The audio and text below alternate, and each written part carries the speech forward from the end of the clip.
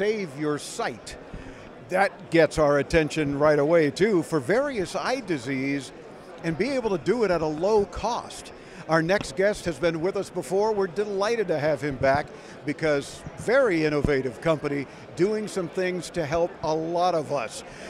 Like me, you don't have to be diabetic, you don't have to have diabetic retinopathy issues or anything like that. This can help a lot of folks all around the world. He's the CEO of RetinaScope. Jan Boers. Jan, welcome back into Tomorrow. How are you, sir? Thank you, Dave. I'm fine. Good. Yeah, good to be back. Yes, and glad to have you with us as well. You guys appropriately are getting a lot of attention. Tell me a little bit more about the company. Yes, we started a few years ago to create solutions for screening for eye disease because many people should be screened, but they're actually not. And in the world there are billions of people that have problems with their eyes, and we believe that screening should be much better, should be done at primary care or at pharmacies where people are that have the problems, and not send them to ophthalmologists that don't have time for them. Right, or they consider it maybe too expensive to make that kind of a doctor's appointment. So if you can make it less expensive and easier, hopefully we get more people that get their eyes checked. Yes, it can be expensive if you go to an ophthalmologist just like that. Typically it's part of a diabetic program to be screened. But the main point is that there are a lot of other costs that people have. Traveling to the ophthalmologist, the time they have to spend, the societal costs as a whole are considered to be very high. Are they in Europe 90 billion a year for societal costs? So nothing to do with the care costs that are involved as well. And that's something that you can improve by bringing the screening to the people, to the primary care. Are they even in your insurance network? I mean, those are all issues that people deal with, and it's like, I can't afford to do that, and you know what, I think my eyesight's okay. Well, don't just think it, know it. Yeah, take action, get screened, so that you know that you have no problems. And if you have problems, yeah, then deal with it, because it could take a few years before you actually have major problems.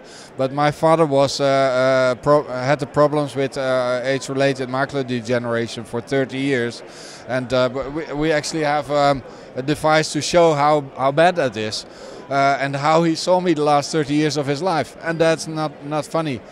So take action, get screened. That's a major message that we have, and we try to help that with technology. And we're not talking about just diabetics either then, right? There are many eye diseases that if caught early enough can likely be treated. Exactly. There are treatments, there are supplements, nutritional, lifestyle issues that you can use to prevent them. And we are also looking at the next stage, where the retina is seen as the window on the brain. And there are a lot of developments where we will be able to see in the retina what other kinds of illnesses you have, like neurological diseases, Alzheimer is the retina will show things like that? That is what research is now looking for, to find examples in the retina or with the eye, with eye tracking, to find that kind of disease early. And we want to be in the market with products that can be used in primary care, not just for eye disease, but also for those kind. Being in the market is very important in that sense, because the primary care needs to be ready for that. And then currently, it's a hard game to get primary care to do this kind of test, because they have enough on their minds. And of course, I understand that, but they can do a little bit better by using easy-to-use device. And I'm talking too long, but that's passion, right? Yeah, no, exactly. And you clearly have a passion not only for what you do, but for helping so many other people. And that's what, I'm glad you brought up primary care, because you go to your primary care physician, and these days, and my doctor's probably listening and watching as well, it's like, well, I'm going to refer you to another specialist. Well, why did I come here? Yes. You know, you want a primary care physician to do some initial diagnosis at least, yeah. And that's where you guys come in with, is it true to call it a portable retina exam? Or? Yes, it's very portable. It can also be brought to people like in elderly homes. So that's definitely another target group. So can we get Jamie, one of your folks here, to show us how the importance of digital imaging and retina imaging makes a difference? So then if you'll tell us what he's doing as he's doing it, I'm going to have to cross in front of the camera again, sorry, but there we go. So talk about the fact that we can't, FDA rules don't allow us to use one of our guys' eyes apparently, but he's using kind of, is it a fake retina or what? Yeah, fake retina, artificial eye. This is used for training as well, to understand how to do this. So he makes an image of the retina, and that can be easily transported into an AI system to do the analysis. So that connection is right there. And what we do is make sure that this works properly and works fast, so that there's no delays. And so in this case, you're able to see that clear enough, Chris? We're obviously seeing the retina and a whole lot of nerve endings and things. Does this show a particular problem, for example? If a primary physician has your RetinaScope and basically just points it to our eye and says, here you go, and this is what it shows. A specialist will see what is the problem, and this particular retina, fake retina, as you say, doesn't show a particular disease. We could do that. That's something that we're working on for the longer term, so that we can say, okay, this is what diabetic retinopathy looks like in a training eye. But that's something for the AI to help with. And it's something to help primary care physicians too, right? Here's what it shouldn't look like. Yeah, they don't need to know exactly what they're looking for. That's a specialism. But the ophthalmologist can also do this from a distance and have a look at what's going on. Not just for retinal disease, but also for other diseases that you could see. And then the next step, an ophthalmologist can decide, okay, this person needs to be seen quickly, and this person can go into the waiting list. Waiting lists are very long, in most countries 3 to 6 months, and the effect for the US is that 12%, the number of ophthalmologists will go down with 12% in the next 5 years. So this is going to be a major problem to use ophthalmologists wisely and let them do what they're good at, and not seeing people that don't have any problem.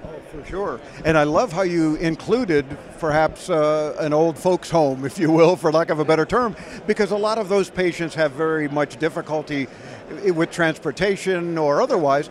But is this something, your RetinaScope, available now?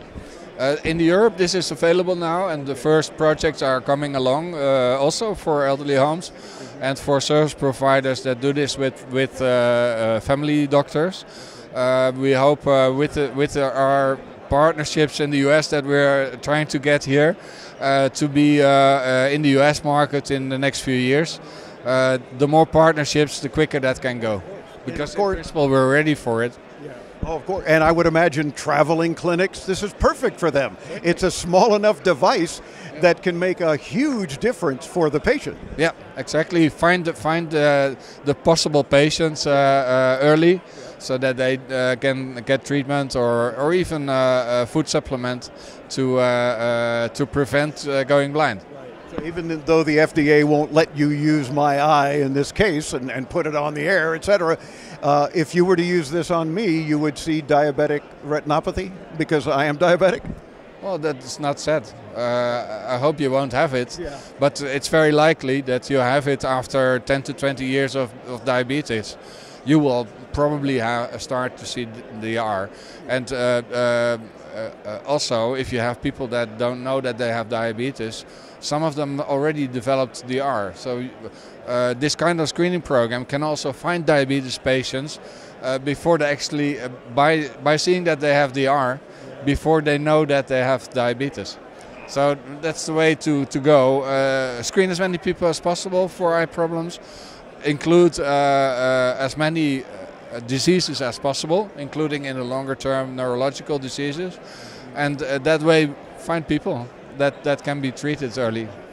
Well, Jans, I hope you and your team keep up the great work that you've been doing, because you are saving eyesight literally around the world, and we congratulate you for that. Keep it up. We hope to have a lot of impact in that field. We need a lot of partnerships and support, so great to talk to you about this. It's our pleasure too. RetinaScope.eu is the website. More info, especially if you're a primary care physician, or you run a mobile clinic, or you're an ophthalmologist or optometrist, whatever the case, this is going to help a lot of your patients or yourselves look into it at RetinaScope.eu. Thanks for joining us again this year. Thank you, Dave. I'll see you next year. Yes, indeed. And I'm sure you'll have even more to show, and that's pretty cool. Check out the video at IntoTomorrow.com. You want to see what a fake retina looks like? We show you in this interview. I'm Dave Graveline. Stay tuned as CES coverage, our 29th year as we just launched, covering the latest in consumer tech, continues from the various halls in the CES show floor. Stay tuned right here on the Advanced Media Network.